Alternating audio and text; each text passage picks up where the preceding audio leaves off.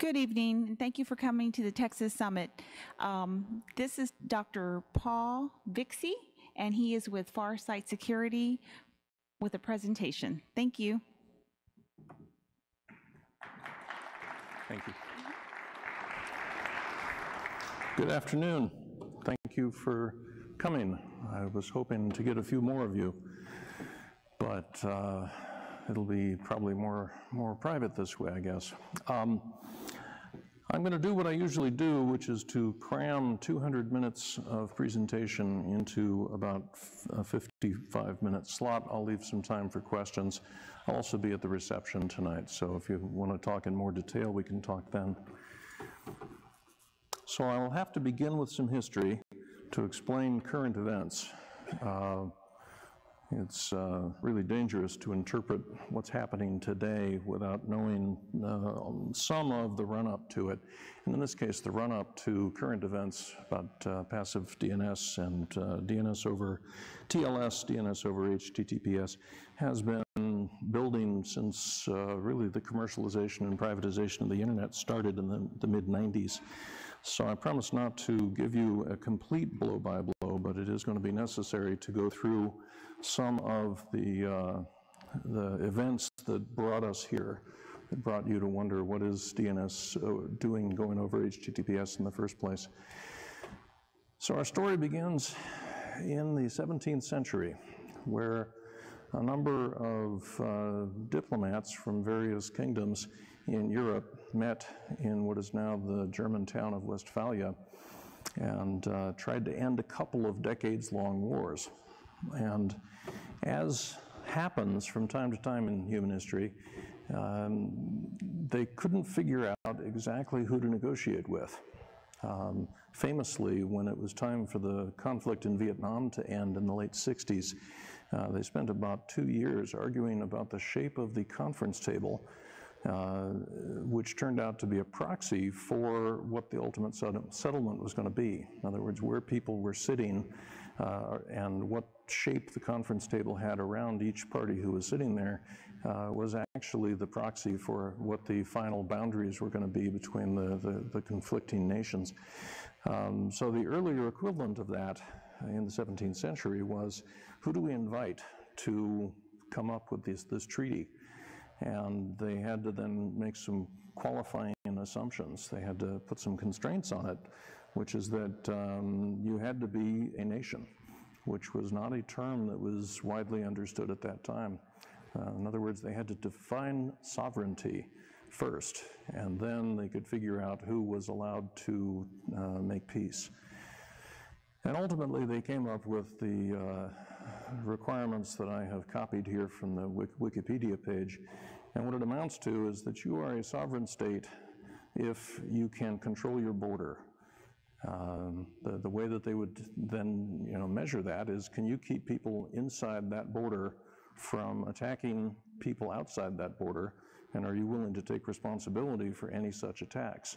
So in other words, if you could prove that you could control borders, then you were deemed worthy of negotiating those borders. So it really was, in a way, cementing the borders as the wars had pushed them, and it was also respecting the power of the strong.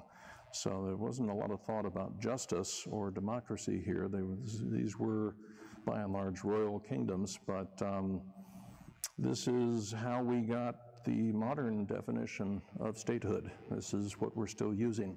Obviously, the United States was not there. We did not exist at that time. And yet, this is the definition we use in all of our diplomacy. No one from Asia was there, but this is how they recognize each other when an Asian nation is trying to decide who to negotiate a trade treaty with. This is the definition of the capability of negotiation. Now, what you're not seeing here is the corporations. In other words, these really were talking about the ability to control borders. They were not controlling flows of trade goods. And what we've seen since then is, in the rearview mirror, allowed by our perspective in history, is that they only understood two of the domains of operations of warfare. The first two having been land and sea. They were fighting wars using land and using sea, and they could sort of figure out exactly what treaties ought to say about those things. But they didn't know yet about air. So not only did they not foresee a time when biplanes with machine guns would end up sort of softening borders and making it a little bit harder to have a hard border, they did not foresee bird flu. So a lot of the ideology that we follow in order to understand what a nation state is been obliterated by subsequent events. And they certainly did not foresee space, where you can either drop munitions from orbit, or you can surveil from orbit, read license plates at other people's, in other people's capital cities.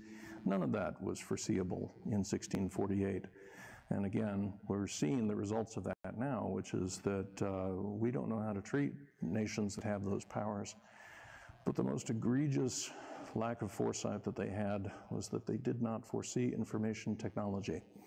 They did not understand that there would someday be a conference like this one, full of people like you in a business like we're in, which is a completely borderless affair, where they thought a nation would be able to protect its citizens from attacks by foreign actors. And when there was a hard border, and it was to be understood only in terms of land and sea, that was so. It is not true today. Anybody in the world can attack anybody else in the world, either to get copies of their information, deface that information, transform the flows of wealth.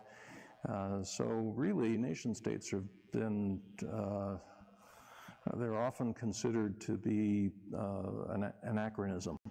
In other words, it's just a boundary on a map, and it's a flag, and it's a Wikipedia page, but that's all it is. And what we will actually do as citizens of our respective nations is largely irrespective of that citizenship. I don't agree with this. I don't think that we've demonstrated any of the wisdom that we ought to have before we try to plan a post-national future, and yet it's happening. There are a lot of people very interested in that outcome. I'm going to come back to that. But first, let's talk about DNS. So this is the traditional three-layer chart. It's in almost all of my presentations for most of the last 20 years, because it hasn't changed much since then. This laptop that I'm using to display this presentation is an example of a stub resolver. It learned the address of its recursive server when at the same time that it learned its own address when it joined the Wi-Fi here. And so it knows that if it wants to get an answer from DNS, it should send that query to some server that was told to it when it signed on the Wi-Fi. I can override that, and a lot of people do, because you might not trust your hotel ballroom or whatever else to be able to answer your questions correctly. So you might be using Google or OpenDNS, or maybe you're even using a VPN, or you're talking to your home servers. I myself run a name server in my laptop, but not many people do that. So you can ignore that information, but it is made available to you as part of getting an IP address whenever you sign on. If you ask that server a question that it doesn't know the answer to, then it will go find it. And it finds it from that top layer, which is the authority server. And the authority servers is where answers enter the DNS system from outside, right? The DNS is not omniscient. It cannot predict the answers to any questions. It must be told. Now, some authority servers, as example, maybe a CDN like Akamai, doesn't have a database there. They've actually got a program telling you what the answer is going to be, but nevertheless, it fulfills the role of having DNS information enter the system from outside, and that's it. Those are the three kinds of DNS protocol speakers. We are at the bottom asking questions. At the top are the answers, and in the middle, the answers meet the questions. That's it. So now you understand how the DNS works, and I don't expect that to change much in your lifetime, although it's being changed in minor ways by every innovator who enters the field. It's always going to look something like this. So that led to a certain certain topology of where those servers would be located. So back in the 90s, when we were first commercializing and privatizing all this, the users and applications on some LAN, probably hard coax Ethernet at the time rather than Wi-Fi, but pretty much speaking the same protocol that Wi-Fi speaks, would then be part of some kind of campus, or maybe it was one building or your house, and you had a connection to an ISP, and then that ISP had the job of connecting you to the internet. And so in the earliest days, that recursive name server, going back to the previous slide, was on your LAN with you, because there was no business that provided it for you, and it was expected that it would be very close by, less than a millisecond of round trip time. But as we will see, it started moving further away from you for various reasons. So episode 1 of the DNS wars was something called SiteFinder. VeriSign was the company operating the .com authority servers, so they were responsible for telling you where to find example.com's name servers, or whatever you needed to know about .com. If you didn't have enough information, you would go to those servers to get it. And they realized that at that time, that was almost everything. There wasn't a lot of content in the DNS in the early 2000s that was not inside .com. And so they were seeing all kinds of questions at their name servers for domains that didn't exist. So instead of example.com, it would be, examp7.com, or there'd be some typographical error. There'd be some kind of problem where they were getting a lot of questions for names that they couldn't give a positive answer or a delegation response to. And they thought, well, that seems like a big waste. Why don't we answer positively for all of those non-existent domains that we keep seeing? And the answer should be the address of an advertiser. After all, the web had come into existence by this time, and so they could just assume that the questions that they were answering negatively were coming from web browsers, and they could just give you the IP address of the SiteFinder advertising service, and they would tell that server what name you had originally requested so that they could pick the ad that most closely approximated the mistake you made. This was controversial. I myself was the maintainer of Bind and also the CEO of the company who maintained Bind, and we had on the street within 40 hours a patch to Bind that would render this change by VeriSign to be completely ineffective. And for my trouble, I was named as a co-conspirator, and that turned out to be a fine thing because we all got this great t-shirt. But it really was the first time anybody realized that there was a war for control of the DNS resolution path. And the DNS was the key to everything, whether something good or something malicious. Nothing was going to happen on the internet without a DNS request happening first. And being in the path of those questions so that you could see what they were, even if you didn't perturb them, was incredibly valuable commercially. So eventually VeriSign took that out, settled their various lawsuits. I should probably frame at least the opening page of that lawsuit, because at this point it's a collector's item. Episode 2 would have been OpenDNS. This is a company started by friends of mine. Everybody in the DNS industry knew each other even then. And they thought, there's no reason people should have to get their name service from a server that they operate on their own LAN. That's crazy. They don't know how to do it. And we shouldn't trust the ISPs to do it for them, which ISPs were doing at the time, because those ISPs are just going to collect the information and use it for their own nefarious purposes. So we at OpenDNS are going to create a name service that is out there on the other side of the internet from where you started. So they did exactly what SiteFinder had done. They did not give negative answers. If you asked a question where the answer was going to be negative, they would give you the IP address of an advertising web service. And again, they would tell it what name you had looked up so it could choose an ad that was very close to the mistake you made. And nobody complained about this because it's not the same as VeriSign doing it, because you could avoid it. You didn't have to use the OpenDNS servers, so it wasn't really a big problem for the world. It was a problem for OpenDNS, though, because it didn't make them any money. And that was really the earliest age of what we now call the fail-fast era, which is where you declare a product and you roll it out with mighty fanfare, and then 6 months later it disappears without a trace, and they don't even announce that it doesn't exist anymore. Google does that frequently. But OpenDNS, I think, was the first one to do that. So they thought there's got to be some other way that we can monetize this thing that we're giving away. And so they thought, you know, Google, which was a new company at that time, has got a very popular search service. It's much more popular than Alta Vista. And, you know, if somebody asks us, what is the address of www.google.com, we don't have to tell the truth. We can give them the address of our search page instead. Now, I want to say this was not an overtly malicious act. They didn't pretend to be Google. You could see the OpenDNS logo. And as soon as you entered your search string and hit the I'm feeling lucky button, or whatever button you might hit, it was just going to send you off to the Google search page. They didn't have an index. They couldn't answer the question.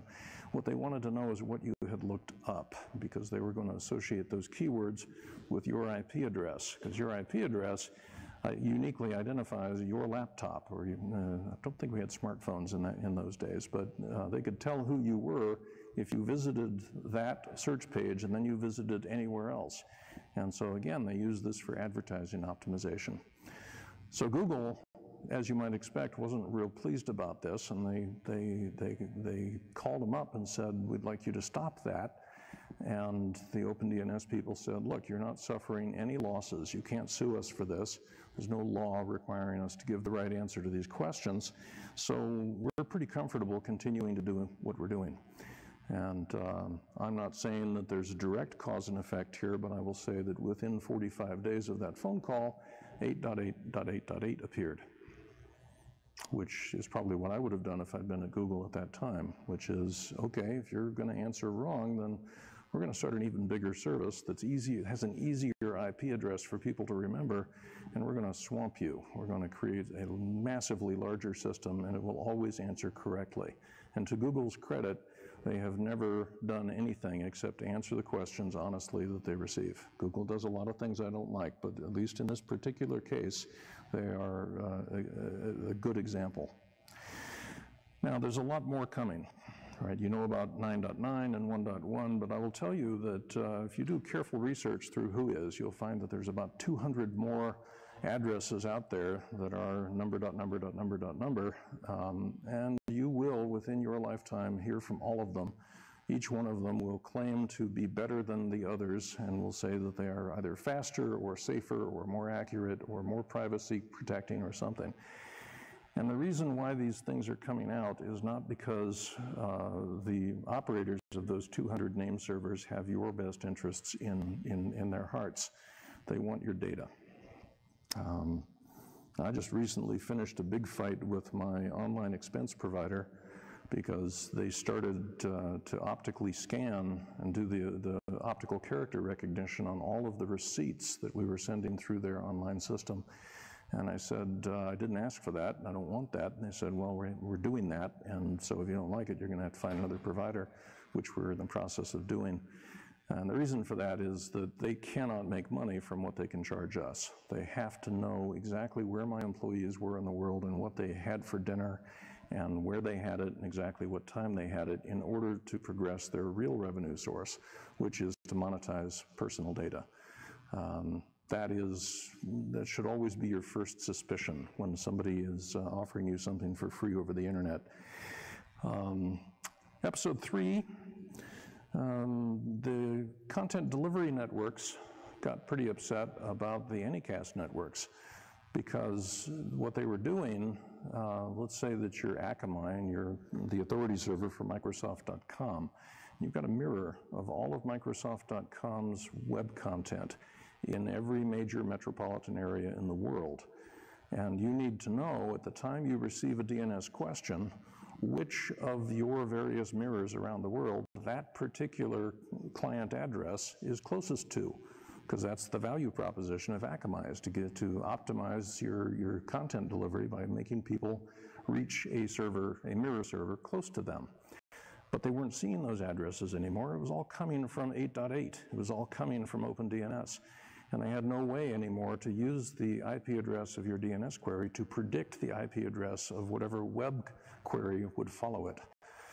And so they started a big campaign called EDNS Client Subnet. And to give you an idea about how this was marketed, the web server is still online. It's called afasterinternet.com. They didn't say, more people need your personal information, so please run this protocol, but in fact, that's what happened. I can tell you, as the operator of both a root name server and a couple of fairly big content style authority servers, that the data we're getting from EDNS, the EDNS client subnet, tends to be the full end user IP address. The RFC for EDNS client subnet says, yeah, just you, Mr. Recursive Name Server, please include the Class C IP address of where the actual DNS request came from. We're not seeing that. We're seeing A/32 most of the time. So this is so amazingly bad for privacy that not even Cloudflare will support it. If you use 1.1, you will not get any content optimization because they will not include your IP address in the cache misses that they send to the other authority servers. So what you're hopefully seeing with me is everybody comes in, sees a vacuum, tries to fill it, adds some complexity, hoping to strike it rich and get out before whatever deleterious side effects make themselves known. So in the 20 years from 1999 to 2019, we are now sending our DNS requests all the way from the bottom left to the top right, and then the top right, that RDNS bubble, is sending your IP address down to the content delivery network server that actually operates as the authority so that everybody can know exactly who you are. It's really between you and your gods as to whether you think all they're doing with your information is optimizing your web delivery. In any case, this also shows that we're going to keep doing this. There's going to be another episode every couple of years, and we're in the middle of one now. So given that everybody along the very long path between you and your name server can witness what you're doing and possibly perturb what answer you get, we saw a lot of abuse. And nothing that can be abused won't be. I don't know why we keep forgetting that. So the IETF said, all right, let's secure this DNS thing. Let's encrypt everything so that that long path with all of those middleware boxes and middlemen and advertisers and state surveillance, nation-state surveillance can no longer see what you're doing. And they did, and it was called DNS over TLS, so it uses the same encryption that HTTPS would use, but it's on its own port number. It's TCP port 853. It's a much better protocol than the old DNS TCP protocol. In fact, it is good enough that I think it could replace UDP. This was a very well-engineered protocol. However, there was a problem it did not solve, which is, since it runs on a fixed port number, it is possible for a network operator to block it. They can't see what your question is, but they can certainly see that you're asking one, because after all, you've got a TCP connection open to port 853 on some remote server. So they can at least see the timing of your request, and they can't see the answer either. It's very well encrypted. Nobody's breaking that crypto until we get quantum computers.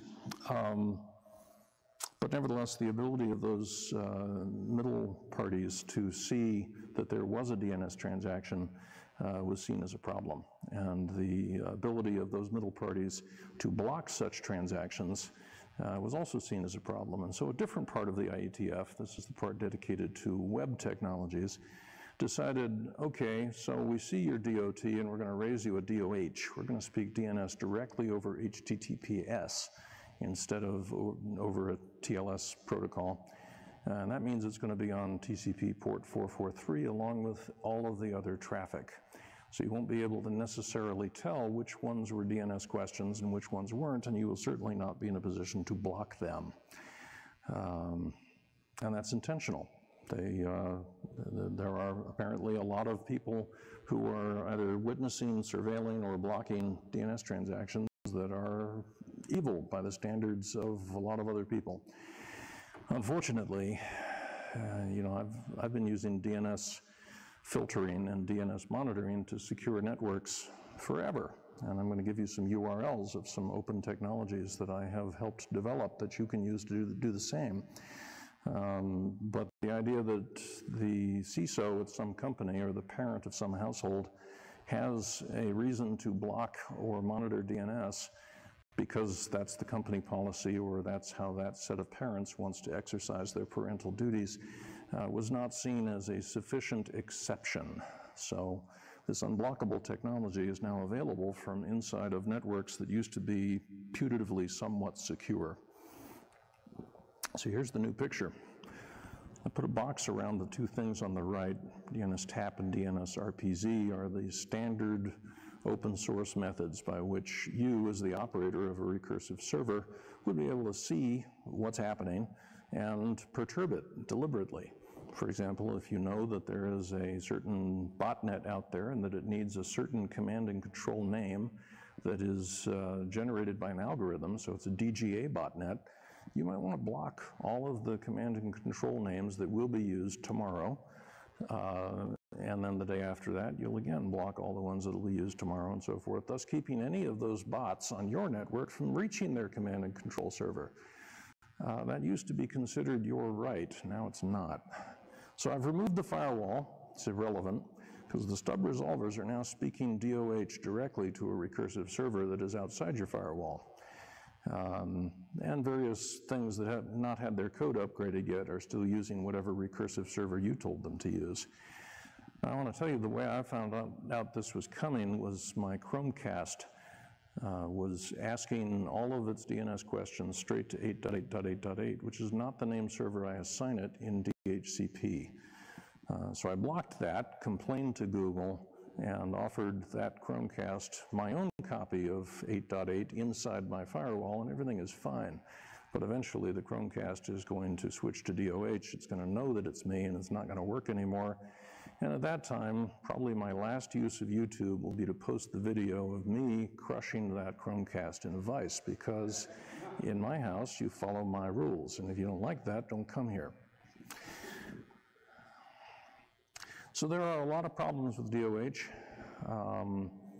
Mostly I'm upset because it's a political solution, or it's a technical solution to a political problem.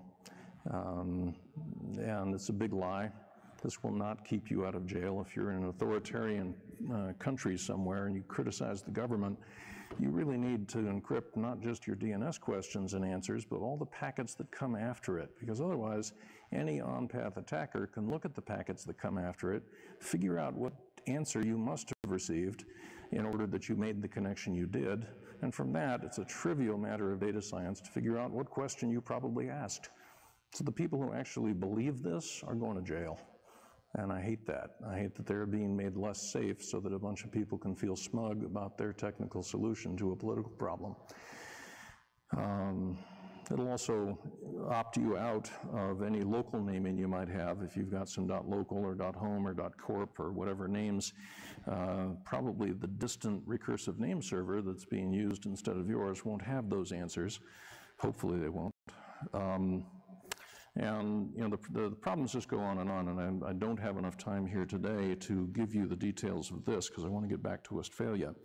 But I'll make these slides available, and you can certainly track down my Twitter handle, it's my name, and look at the very long arguments that have been had about this in the last year or so. But in summary, I would put up with the costs if there was a benefit, but there isn't one. The only benefit is a bunch of people feeling smug and having more power. Now, there are people in the world who think that the Chinese Communist Party has a budget, has some limit to how much money they're willing to spend to secure the thinking of their population against outrageous fake news about Tiananmen Square and Taiwan and the rest. I don't think they have any limit to how far they will go. I don't think that if we make this too complicated that they will suddenly say, you know, this whole Great Firewall of China was a mistake, let's just let everybody see everything. That's not the outcome to expect. We can think of all kinds of deleterious outcomes that are more likely than that. So I gotta say, when I started the first anti-spam company back in the 90s, a lot of people complained because I invented this thing called the real-time black hole list, which every one of you is using. No matter how you're getting your email today, the RBL is keeping you from getting more of it. And a lot of people said, Paul, the internet should be open. And I said, yeah, but there are people out there sending things that nobody wants to get. We need a catalog of those people so that if somebody wants to opt out, they can. And in particular, what I said is my server. It's my mail server. I will set the rules on what it accepts and what it doesn't. And I got to say that this protocol, DOH, as an internet standard method of bypassing enterprise and family controls, takes that away from me. I'm going to be at the point, sooner or later, I'm going to be at the point of apologizing to somebody for something my network did that I had no power to stop because of DOH. So this is actually a very dramatic change of who owns what and how that ownership can and cannot be demonstrated.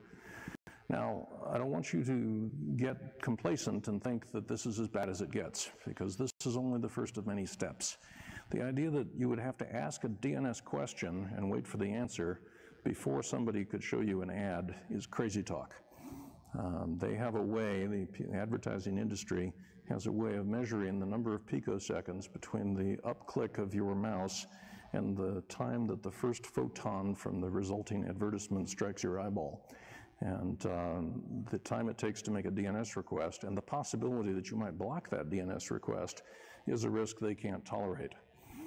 So what they're doing next is they're putting the DNS information that you will need to fetch all the various ads and other graphics and JavaScript blobs and style sheets into the web page that contains the pointers to those objects. It's called Resolverless DNS. There are no questions, only answers. The answers are not secured. The browser has no way of knowing whether that is the right answer, the right IP address for that domain name. It just has to believe what it's told. I don't think there's much you're going to be able to do to stop this. I'm hoping that there's at least an option in the browsers to turn it off. But these browsers are funded by the industry that cares deeply about the time between the click and the eyeball. So, getting back toward Westphalia, I want to say that the British East India Company and the Dutch East India Company were treaty participants. They actually signed treaties with nations.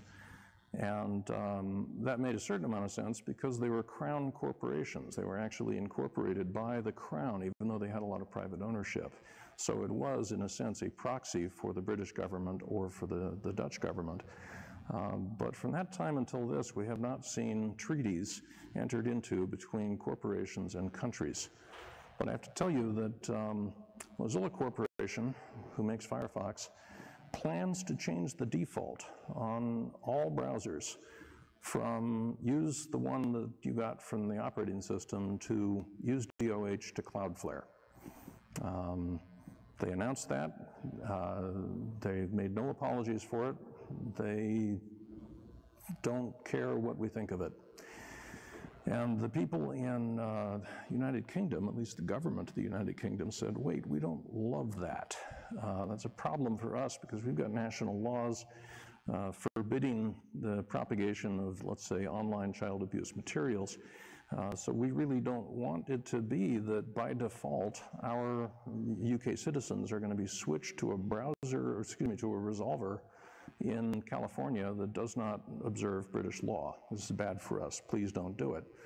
And Mozilla sent a bunch of executives over there, and they had a meeting, and there were press releases and headlines and so forth because Mozilla agreed to not do the thing that the British government asked them not to do. And I have to say that this is not in the Westphalian tradition. It is not supposed to be necessary for a sovereign government to negotiate with a corporation about how they will behave in that territory. So I'm not sure we are wise enough to enter the era that we are being dragged kicking and screaming into. But it does make me wonder how many other applications like Firefox are going to implement this, and how many of them are going to be willing to go to the UK. And given that there are 246 country codes in the DNS, ending in things like UK and US and so forth, how many of those 246 so-called sovereign territories are those application providers going to be willing to visit in order to figure out what those countries do and do not want? I don't think that scales. So in the old days, before the publication of RFC 8484, which standardized DOH, we treated cooperation as necessary, right? If you don't speak the right protocol, the other end is not going to understand you. If you don't respect the address and domain name allocations made by others, and you decide, I want to use those addresses myself, then there'll be a lot of people you can't communicate with. So it was just expected that everybody along the path between some user, some application, and some far end had the ability to withdraw their cooperation, as I did with the RBL back in the early years of the anti-spam effort. Now we have an internet standard that says, you know, if one of these middle providers pulls their little window up or down so that you can no longer get a clear path from one end to the other, use this protocol, and that will abrogate their sovereignty in your favor. I never expected the IETF to do this. So you have choices. They're all bad, but that's the way package deals work. You can let every IoT vendor, every browser vendor, every smart TV vendor do whatever they darn well please, and turn off your parental controls and turn off any other filtering you were doing, because none of that it's not to their benefit that you have those powers. Or you can do what I'm going to do, which is to fight, because possession used to be 9/10 of the law, and I know how to exercise it, and many of you also know. So we are the beneficiaries in the internet community of a whole lot of open source software, and I realize that most of our community runs on Linux, which is open source software, very popular, evidently very effective. I have been doing this longer than Linux has existed, and so I haven't really made the jump. So I'm still using various flavors of BSD, and so my examples are going to be maybe look to you a little bit like 1980s technology, but nevertheless I want to show you what's possible. It's not good. I'm not proud of this. It has been made necessary that I explore this avenue, because I don't want to live in the world that big tech wants to make for me. So what you see here is a bunch of snippets from various terminal windows. On the upper left, you see me trying to reach some server on port 444. I was doing all my testing on 444 instead of 443 because I didn't want to break my own web service while I was doing this work. The box just below that on the left, you see the output of a program that says, hey, I just saw a SYN packet headed to port 444 somewhere. Here's the source address and source port, destination address, destination port. And then it made a passive DNS lookup. Passive DNS, there are dozens of providers. I am one, but it doesn't matter which one you want to use. They can all do this. It gives you the ability to ask the question, so in the last 10 minutes, what names have been seen in the DNS as associated with this particular destination address? And so it gives you a very short inventory of all the names that are served by whatever web server is at that address. And so you can see www.fsi.io is one of about 6. Now, the reason it's necessary to do this is that under TLS 1.3, They're doing certificate pinning, and they are encrypting the SNI, which means that no proxy that you used to have at the border of your network is going to know where the client originally intended to go. So you will no longer be able to practice the kind of man-in-the-middle stuff that you've been doing. You're going to have to do stuff like this if you actually want to get in the middle of an HTTPS transaction. I'm not there, right? All I'm looking at is the SYN packet. There's no payload here. There's no encryption, nothing has started. All I know is that there's the desire to make a connection. And so what I then do, in the bottom right there, you see there's a little loop there that does a passive DNS question and then goes and looks for each answer in its turn. And what's not shown in that example is that I'm actually testing that endpoint using that host name as an SNI to see if it would answer DNS over HTTPS. So it's an enumeration attack against the destination IP address. And what you see in the lower left is the actual pseudocode for it. If I can make DOH happen, then I poison that IP address. I put it into a firewall table that will cause all subsequent TCP SYNs to be rejected. And if it doesn't answer DOH, then I put it into a different firewall table so I don't have to test it again. And then things time out separately. There's a cron job somewhere that removes those things to cause a retest. Sadly, this works. Now, there's a place where it doesn't work is where passive DNS returns 100,000 different things that all want to point to that IP address. So if somebody puts a DOH server into that kind of a crowd, you are not going to succeed in an enumeration attack against that IP. And it'll be a local policy. It's up to you, in other words, whether you decide to always allow or always deny such things. In my full vision, we're going to end up with an explicit proxy so that it can check for DOH by looking at the URI patterns, because they all start with the same /DNS query or whatever it is. And browsers will simply be told, you have to talk to that proxy. Everybody else will just get bad service. But that's what I'm willing to do in order to keep somebody else from deciding what communications and especially what naming is going to occur inside my managed private networks. So I have a couple of examples of how this has been playing out. I really did say what is written here in yellow. With DOH, they're solving a problem that most of the world doesn't have by creating a problem that everyone in the world will have. I did. I said that. I stand by it. Various corporate persons were challenged by the reporter, please answer Dr. Vixie's complaint. And you see in yellow that each of them has a PR department and is perfectly capable of misdirecting the answer with something that cannot be proven false. I'm not going to go through the details. This is what you get into if you decide to fight the big guys. But I got to say, the same day I was doing all of this, I got this email. And I have to tell you that when I do business with eBay, it is not from my NetBSD login. So I know that if I see that logo and that email address on the same email message, then I know that it's a spoof of some kind. And I have DNS filtering on my network so that all of the infrastructure necessary to make that appear has been blacklisted. No DNS request of any kind to the servers that serve this crap will ever work at my house again. And that is the way that I try to maintain some kind of an equilibrium between good and evil in the networks I am responsible for. You're going to make your own choices, just like your choices to be informed by sort of how complicated you can make it. So a managed private network is seen as an anachronism, I guess, like cars that are not self-driven. Nevertheless, that's what I have. It's what a lot of you have. If you're a CISO, you probably have that kind of man-in-the-middle filtering on your HTTPS.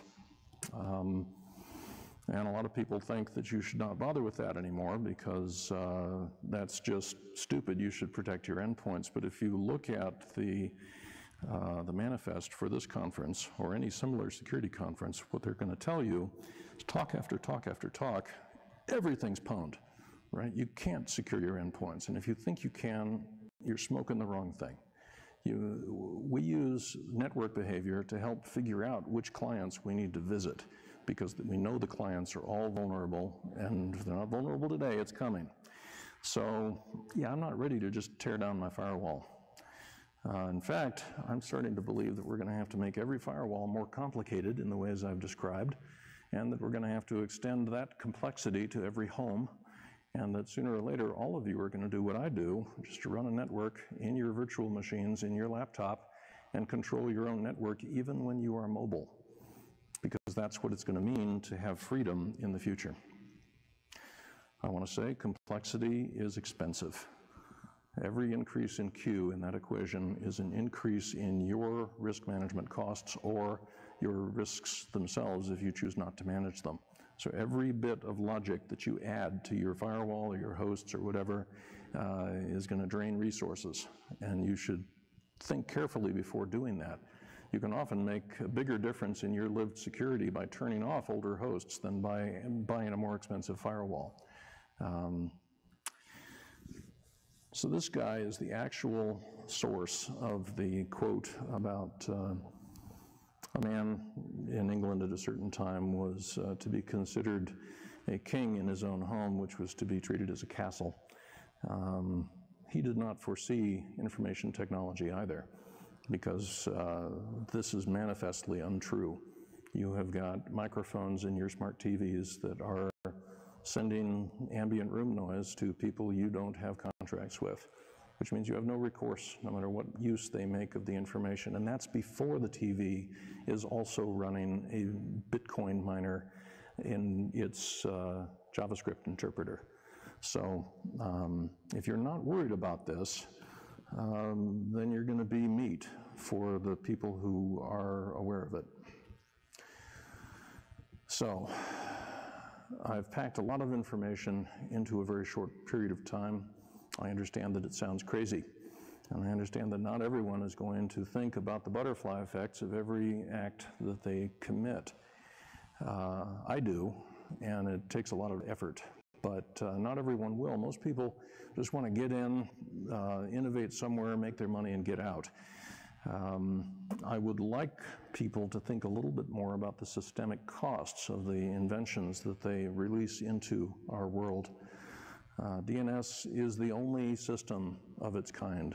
It's the only distributed, coherent, reliable, autonomous, hierarchical database ever. And now that I see the way people are using it, I think it may be the last. And these are ugly times. We have a lot of polarization and extremism in our politics. Most people don't want to talk to each other anymore because they're afraid of what divisions might quickly erupt. And the idea that code is law, and that if Mozilla can get away with it, then that's the new world, is pretty brutal. Do take a look at those two websites. You should know how to run your own recursive name server. I want to say bind9 takes no config file at the moment to get it to do the right thing. You can have one, but if you run it without a config file, you get a recursive name server that does DNSSEC. Run one of those on a Raspberry Pi inside your house, please. And if you're into then monitoring it and telling it what not to answer, take a look at DNSTAP and DNSRPZ. And that's my talk.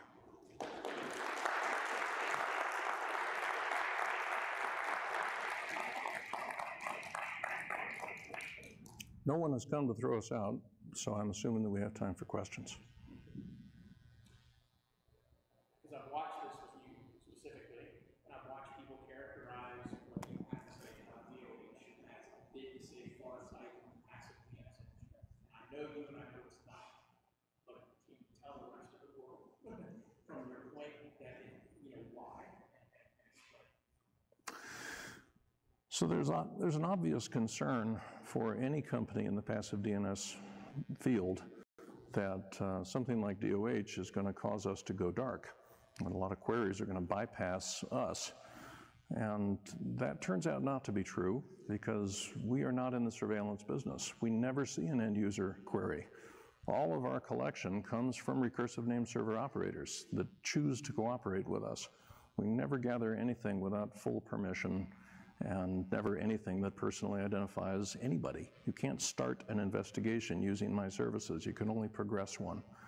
And I get complaints from law enforcement from time to time, especially the ones who are in the online child abuse materials business, where they are saying, but Dr. Vixie, it would really help us a lot to know where that query, that DNS query came from. If we could just narrow it down to what metro it was, it would help us find the person who's looking that stuff up and hurting children thereby.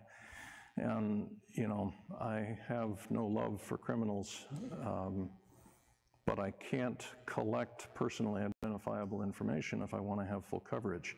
That's the choice I make. How much of the DNS pattern space will I see, or how well will I be able to identify where a query came from? So in any case, the cooperation that I have seen is continuing, is increasing. Our network is growing. Other passive DNS networks are growing. I don't believe that DOH is going to make a big difference to us. It is going to make a big difference to networks that used to be able to comply with whatever compliance regulatory regime they had, whatever local laws they had, whatever corporate policy or family policy they had. Those people are going to get bypassed, but they weren't all previously cooperating with me anyway. So yes, I know that I have a definite interest in monitoring the DNS. And if the growth of the portion of the pattern space that I see ever stops, then I might even get a little bit more shrill about this. What I'm trying to do right now is to say, I've been working on DNS since the late 80s. I've written some RFCs, I've written some code, I've started some companies, and it's been very rewarding. It's like an n-dimensional puzzle where n changes from place to place and time to time. And it's a delightful problem. It would be my hobby if it wasn't my profession. And I'm just asking people, please don't make it harder to keep this thing working.